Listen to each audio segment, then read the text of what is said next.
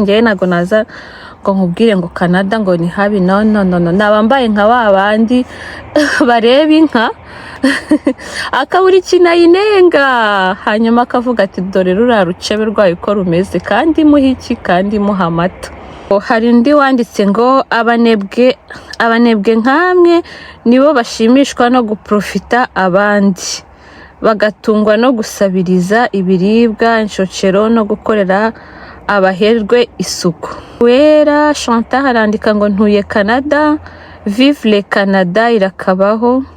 Uravuga ukuri rwose, urakoze Chantal rwose. Canada irakabaho kuko idufatiye runini.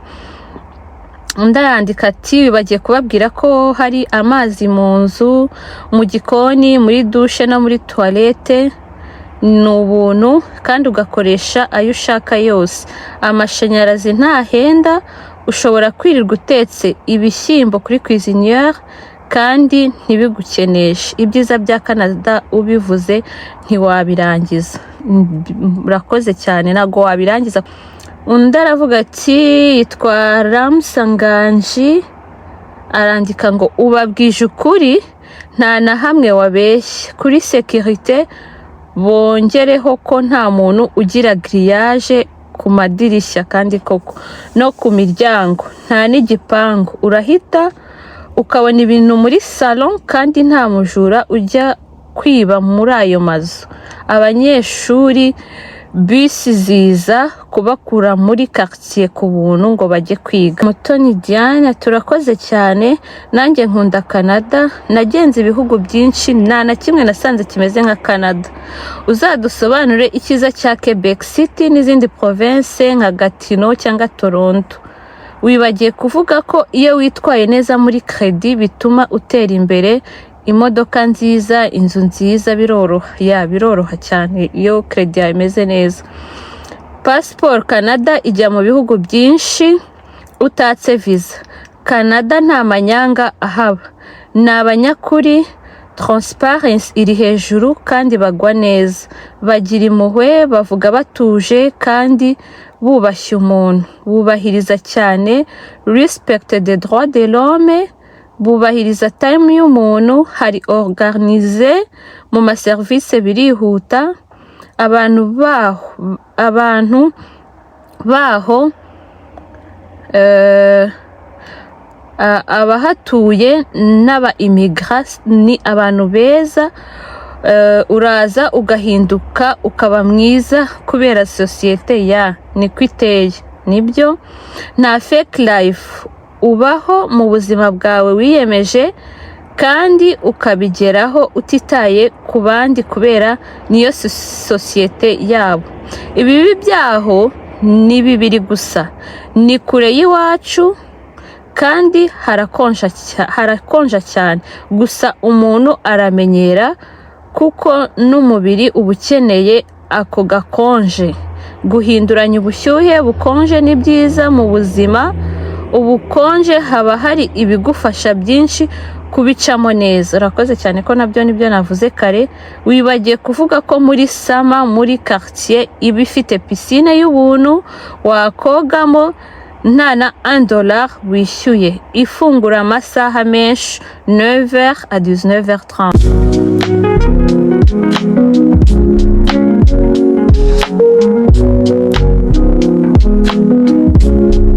Muraho neza, nongeye kubaha ikaze nanone kuri Dagrace TV show. Niba uri mushyashya cyo tugusaba no kugumana natwe, kandi niba uri umusangwa ikaze cyane.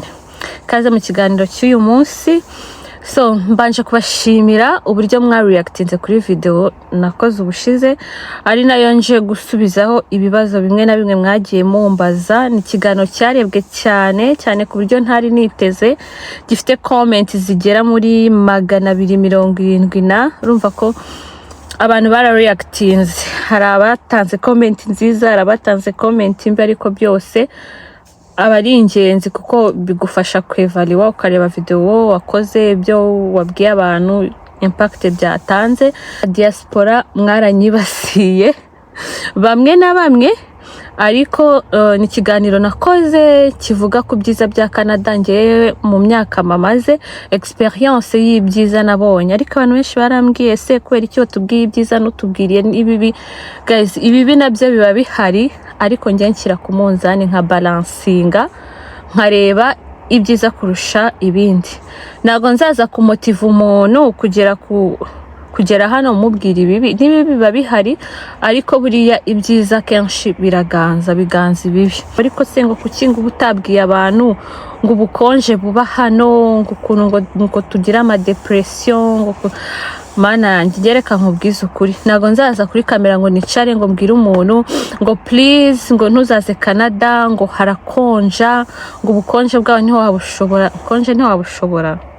Nese ubu abantu bahavukiye kuki babishobora?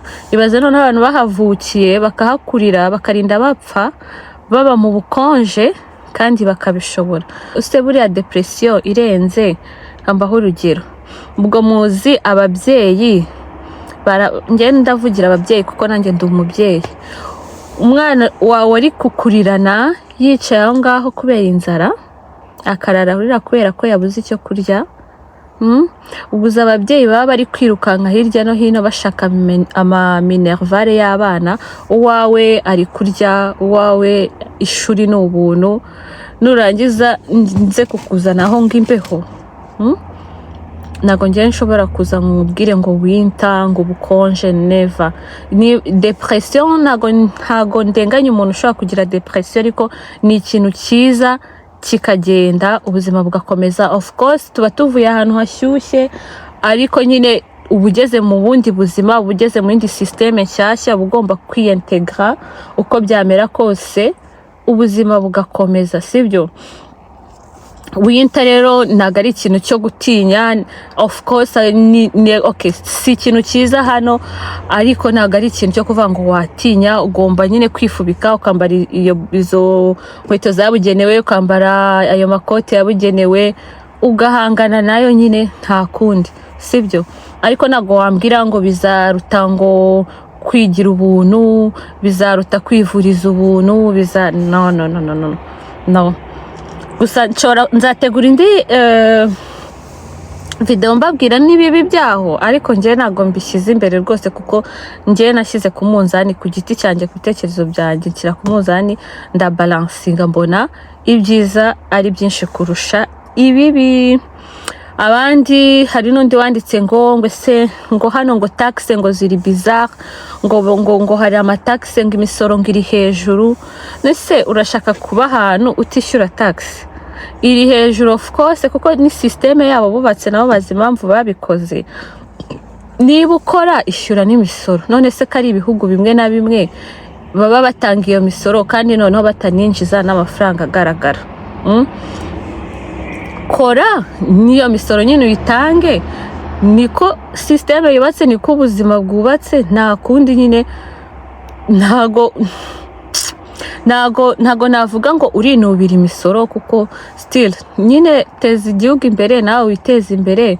Kandi nayo amafaranga muvuga ngo ni mu misoro yacu ngo batanga, baba bazi impamvu babikoze, kuko abantu baba bashigira ngo nyine abaturage bose babeho neza. Nyine taxe nazo ukazitanga, kuko mbere yo kugira ngo winubire gutanga amataxe, banza utekereze ko hari ibihugu byaka iyo misoro kandi n'umuturage nta kintu kigaragara yabonye, sibyo?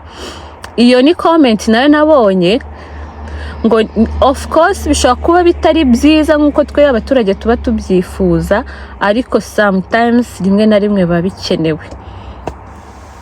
So ndumva ibyo ngibyo ari icyo nabivugaho rwose. Njye ntago naza ngo nkubwire ngo Canada ngo ni habi, no. Nabambaye nka babandi bareba inka akabura ikinayinenga, hanyuma akavuga ati dore ruriya rucebe rwayo uko rumeze, kandi muha iki, kandi muha amata. I can't do that. Urumva sinabikora ibyo, ntago nshobora kujya muri abo bantu. Hanyuma abandi ngo kanze ndebe message harimo comment nyinshi, mu by'ukuri ntago nazivuga ngo nzirangize, kandi abantu mwanyumvishe nabi rwose mumbabarire, kuko ibira n'ibitekerezo byanjye bwite, niko mbyumva, niko nabibonye. Kandi igihe mamaze, hari uwo nabonye ngo use ngo umaze ngo igihe kingana gute ngo ku buryo ngo waha abantu ngo information ngo zipfuye bigeza ngaho. Igihe cyose mpamaze, information nabahaye nizo, kandi nagiye mpura nazo, zishoboka ko zitarambayeho zose 100%, ariko mu gihe mpamaze nagiye mbibona, n'ibintu nagiye nibonera n'amaso yanjye. Rero wowe uza kumbwira ngo se ngo hamaze igihe kingana gute, wowe niba uhamaze imyaka myinshi, subu nkubwire gute? Kangoye nk'urugero, nta musibire upfa kuba uwa mbere, ni bake cyane, urumva? Rero ntago waza ngo umbwire ngo kuba umaze igihe kinini hano information zose ubu zifite. Hoya, ntago information zose ubu zifite rwose. N'umuntu biterwa n'ukuntu umuntu yidebria, n'ukuntu umuntu ameze. Urumva nshobora kuba mfite information nyinshi kukurusha kandi uhamaze igihe. Kwamara igihe ntago bivuga ngo information zose urazifite. Umuntu ashobora kuza ejo bundi rwose akaba yakurusha information zihagije, urumva? Kandi ikindi mwibuke ko Canada ifite ama province menshi, peut-être ko wenda province ubamo itofaringa ziriya opportunité zose navuze. Ni byiza rero mbere yo gutanga comment ujye ubanza ubitekerezeho neza, sibye ko nabyo bari byiza. Urumva baba biduhaye ide kugira ngo tugire ikintu tubivugaho. So kangiye muri comment ndebe abantu bamwe na bamwe nshobora kugenda nsubiza, bagiye bambaza ibibazo n'abagiye batera comment zigiye zitandukanye tuzivugeho. Hari wanditse ngo uyitwa Tumushime Justin, arandika ngo kubera iki haba aba homeless. Ahangaha nene navuze ko hari ahantu aba homeless bajya gufata ibiryo bakaba barya. Mu by'ukuri rero ikintu gitera aba homeless muri Canada hari uburyo bwinshi. Ubwo wenda ngiye nshobora kugerageza kuvugamo bwa mbere, Canada ikintu cyo nabonye cyo haba drugs cyane. Urumva ibiyobyabwenge ntago bibujijwe hano, abantu barabigura rwose. Haba hari n'ama store yabyo, ugenda bagatonda umurongo bagafata. Urumva rero hari abantu benshi baba baswe n'ibiyobyabwenge, ugasanga bataye ubwenge, nta kazi ntakora, ugasanga niba yari afite n'inzu akodesha cyangwa yishyura, biramunaniye kuyishyura, baramusohoye mu nzu, akisanga gutyo ku muhanda. Kubera iki? Kubera ibintu by'ibiyobyabwenge baba baranyweye. Cyangwa se ugasanga umuntu yafashe nka credit y'imodoka, credit y'inzu. Ahangaha rwose credit barayikwingingira, urumva? Noneho yajya muri ibyo biyobyabwenge n'iki, ibyo byose bikamunanira. Akenshi rwose usanga abenshi bararangiye kubera drugs, ugasanga bisanze hanze gutyo.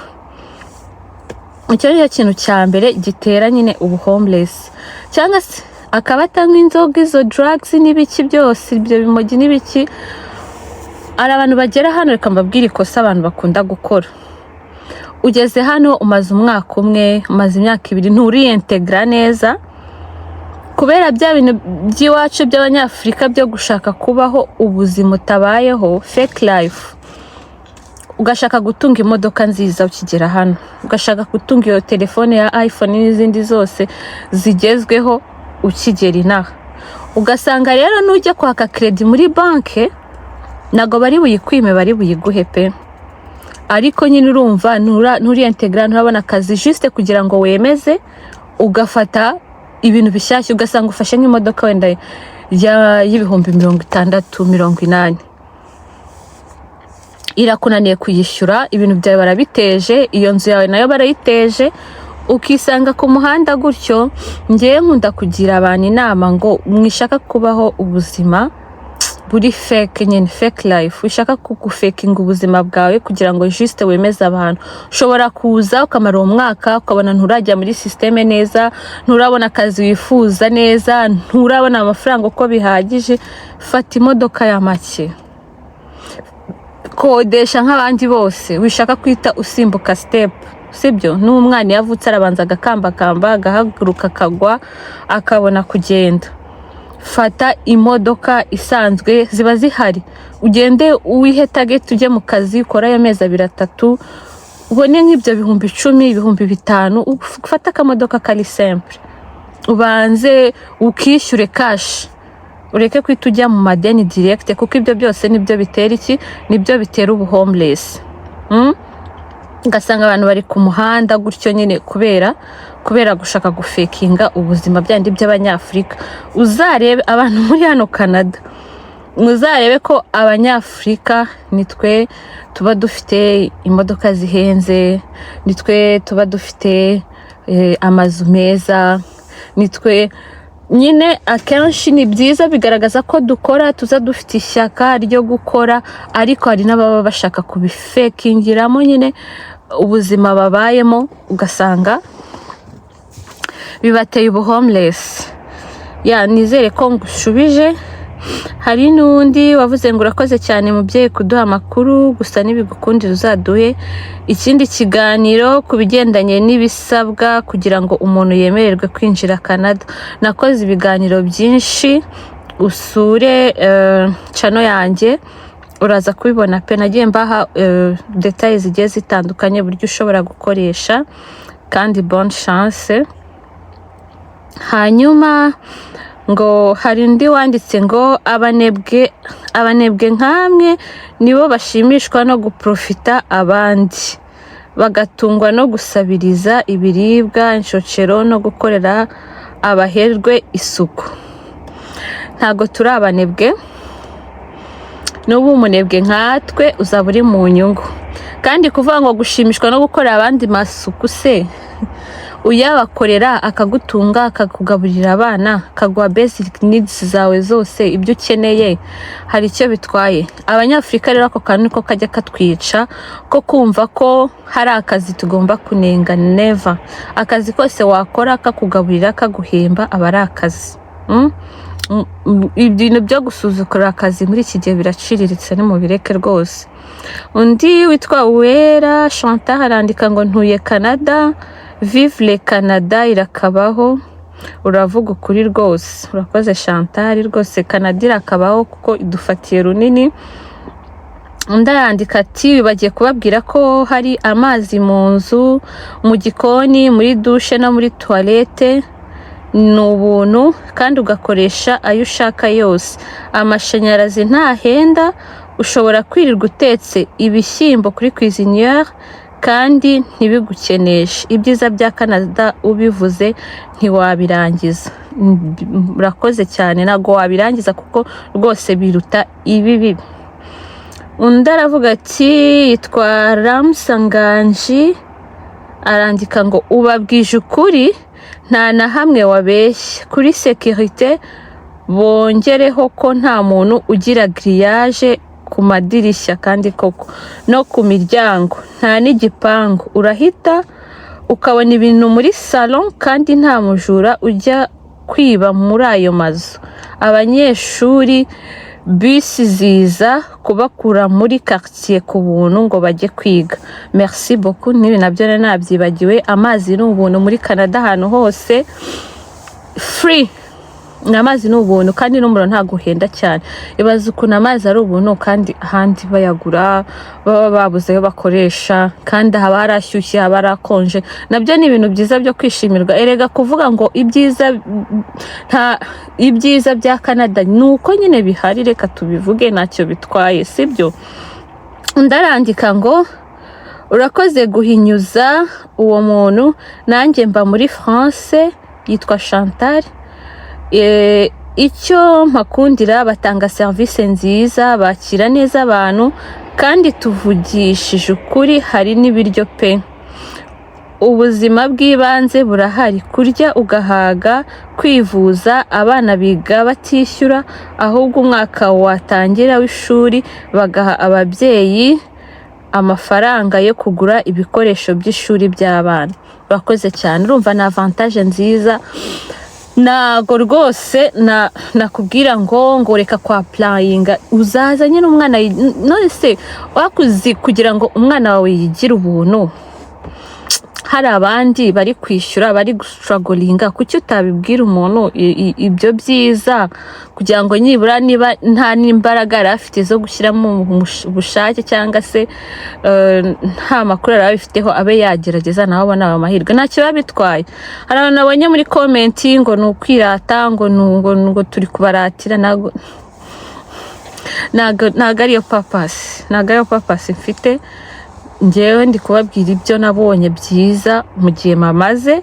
Niwumva nawe bikunze ushobora kugerageza, kuko ibintu byose ni ukugerageza ukaza gushaka ubuzima. Kandi rega kuza gushaka ubuzima mu bindi bihugu byo hanze ntabwo biba bivuze ko twanze ibihugu byacu. Bibaye byiza waza ugashakisha ugateza n'igihugu cyawe wakomotsemo imbere, ukaba nawe wagira igikorwa kigaragara wubakira abo wasize inyuma, cyangwa se ukaba wafasha n'iyo miryango yawe, ntacyo biba bitwaye. Undi arandika ko Canada ni nziza cyane iyo umuntu akora azi icyo ashaka, uzi ko ariko ari umunebwe, namugira inama yo kutayizamo. Nyimazemo 21 no ayimazemo 21 years. Yakoze cyane. Yitwa Violette Karekezi. Nawe umaze imyaka myinshi, 21 ntabwo ari imyaka mike, hari experience nyinshi uzi. Kamera ni umuntu umaze imyaka 20 ngakubwira ngo ni heza, ntabwo aba ari ukubeshya, sibyo? Hari abantu mwabifashe pasono muri komenti ngo uri kubeshya, ntabwo ndi kubeshya, sibyo? Mujye mureka tuvugisha ukuri, ubishaka ze, utabishaka nawe abireke, ntacyo bitwaye. Kandi niwumva nyine Canada hakubereye habi, hakunaniye, kugira ngo wirirwe ubwira abantu nawe muri komenti ngo ni habi, ngo uri gushuka abandi. Se ndi kubashuka wowe kutasubiye? Ikibazo uri kuba ndi gushuka abantu kandi nawe urahari kutasubiyeyo. Niba hakunaniye bibaho, it's okay. Ntabwo abantu bose baza nyine ngo ubuzima buhite bwemera, hari igihe uza bikanga, ntacyo biba bitwaye wataha, sibyo? Ndarandika witwa Umutoni Diane. Turakoze cyane, nanjye nkunda Canada, nagenze ibihugu byinshi, nta na kimwe nasanze kimeze nka Canada. Uzadusobanure icyiza cya Quebec City n'izindi province nka Gatineau cyangwa Toronto. Wibagiye kuvuga ko iyo witwaye neza muri credit bituma utera imbere, imodoka nziza, inzu nziza, biroroha cyane iyo credit yawe imeze neza. Passport Canada ijya mu bihugu byinshi utatse visa. Canada nta manyanga ahaba, ni abanyakuri, transparency iri hejuru kandi bagwa neza, bagira impuhwe, bavuga batuje kandi bubashye umuntu, bubahiriza cyane respect des droits de l'homme, bubahiriza time y'umuntu, hari organize mu maservice, birihuta. Abantu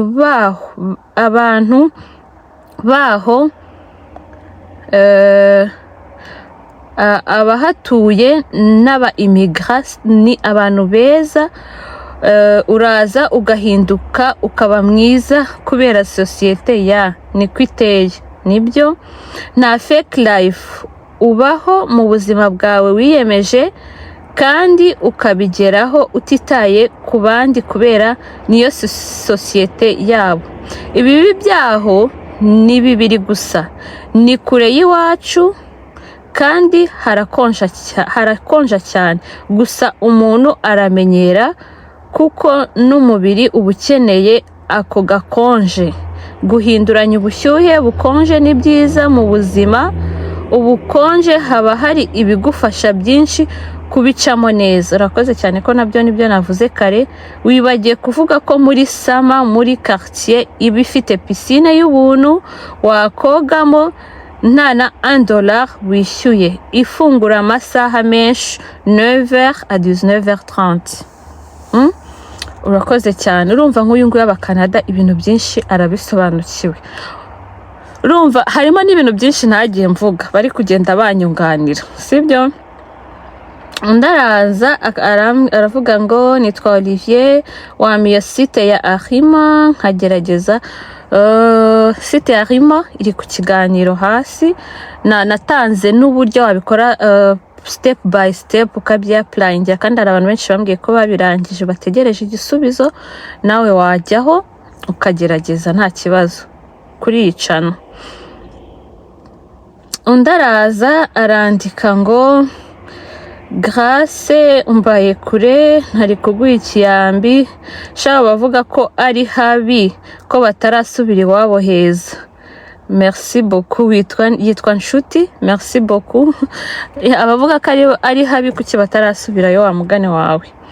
Undi araza ngo Canada ni nziza n'ukuri, nanjewe narahakunze cyane, ibyo uvuga n'ukuri. Byo mvuga n'ukuri ndabizi pe. Undi araza ngo itonde abimukira mubyarira ubuntu cyangwa muhabwa serivisi z'ubuntu kuko ntacyo mukorera. Urishoboka ko ntacyo dukorera? Mukorera ubusa, ubundi leta zibara ko muri abatindi. Turi abatindi kuko abimukira benshi na 6 figure mukorera, na 6 figure mukorera. Ngaho uzabaze abadocteur cyangwa se abakorera cash nyinshi, izo services z'ubuntu niba bazihabwa.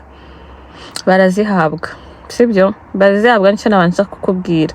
Umuntu uzaza ku makamera avuga ko ahabwa services za free, ubwo abari mu cyiciro cya mbere cy'abakennye.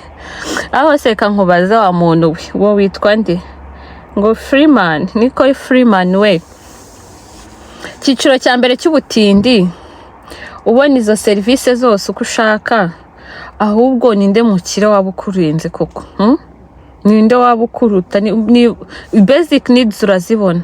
Ubwo butindi uvuga ubukura hehe kandi ubona services zose? Gusa hari umuntu waje aramunsubiriza aravuga ngo none se abantu bose bazaba abadocteri, izo benefits se abatindi bazibona he? Bazibona nihe handi? Nihe handi mu bihe bihugu bindi izo benefits abatindi bazibona? Yavuze ibyo akundira Canada. Ikindi n'abene gihugu kavukire abakorera izo 6 figure nimbarwa. Ubu twe tubaha nubwo twaba dusa nk'abatindi, ariko abana bacu bazakorera izo 6 figure, nabo ni umubare mwiza. Ni investment nziza rwose wa mugani, sibyo? Niba twe tuba dusa nabi mutwita abatindi ngo ibiki, it's okay, ariko tuzi icyo tukorera abana bacu bazabaho neza, sibyo? Umva comment ni nyinshi, nago nazisoma nzirangize zigera muri 200 na. Hari undi wanditse ngo ariko ngo ikindi ngo nkundira Canada ngo nka Montreal zone A, abafite imyaka irenze 65 bagendera muri za bisi na za metro za STM ku buntu bakoresheje ikarita ya Opis. Ikarita ya Opis ni hano makarita bakoresha nyine batega bisi. Ubwo nago nari mbizi neza, nago nari mfite no information yuko abantu bari hejuru ya 65 bagendera ubuntu. So kandekerizi harimo abantu benshi bagiye banyandikira, nago nazisoma ngo nzirangize, ariko ikiganiro cyo kubabwira ibibi rwose nzakibakorera pe. Ariko si ibibi byo kuvuga ngo byabuze umuntu kwa applyinga, byabuze umuntu kugerageza amahirwe ngaze gushaka ubuzima, sibyo? N'utuntu turi aho ngaho nyine tw'amafuti, twatundi ushobora kuza ugacamo ukigera inaha ubuzima nyine bukanga. Of course ko winje muri system nshya birabanza bikagucangaho, ariko uri debriya, sibyo? Ngewe nta muntu barahari ariko ni bake, nta muntu ndabona apfuye gusubira mu gihugu cye ngo ibintu ngo byamunaniye Canada. Baritotomba ariko barahaguma. Kuki bahaguma? Nuko babazi ko hari avantage zirenze aho bavuye, sibyo? Ikindi kandi tujya tuvuga ibyiza by'ahantu tuba, nimukumve ko ari ukwirata cyangwa ari ukugira ute. Hari icyo biba byaratumariye, amasengesho tuba twarasenze, imisozi tuba twaruriye, amadepanse tuba twaragize tukigomwa tukagira ute, byose tuba tubizirikana. Niyo mpamvu rero ahantu ujishe igisabo ntago hatera ibuye, kandi ikindi akanyoni katagurutse nikagira ute ntikamenya iyo bweze. Ni byiza kugira ngo niba ufite uburyo, niba ubonye amahirwe, genda nyine umenye uko ibintu bimeze, wishaka kuguma ahantu hamwe muri ya comfort zone yangu uyigumemo. Genda umenye ko ubuzima bumeze, sibyo? Ushobora no kuza ugashaka ubuzima, wamara kwiyintegra ubonye ubuzima ugateza imbere igihugu cyawe, ukaba wafasha famiye zawe, sibyo? Ntabwo tuba twaraje kugira ngo dukwame, tuba twaraje gushakira ubuzima abasigaye inyuma, abatarabonye ayo mahirwe, sibyo? Ntukageraho mudufata nabi cyangwa muvuge ngo nugushaka ngo kwigaragaza, nugushaka ngo kwiyemera. Harabona abonye bari kuvuga ati uri kuturatira, uri kwirata. Ntabwo ndi kubaratira kandi ntago ari ukwirata, ariko nimba ari kubibona ni droit zawe zo kubibona gutyo. Gusa uwumva bayumvishe, sibyo? N'uwo byagira akamaro, ndabizi ko niyo havamo umwe, ngiye ku giti cyanjye byaba binshimishije. Courage, bonne chance abashaka kugerageza amahirwe, Imana izabibahe, kandi nimugera hano muzaryoherwe n'ubuzima. So merci beaucoup, turi kumwe mu yindi video itaha. Nzabashakira umwanya dukore ku bijyanye na FIFA, ko ari ababimbajijeho, mbaha amakuru arambuye. Banyi baho umugisha, bye.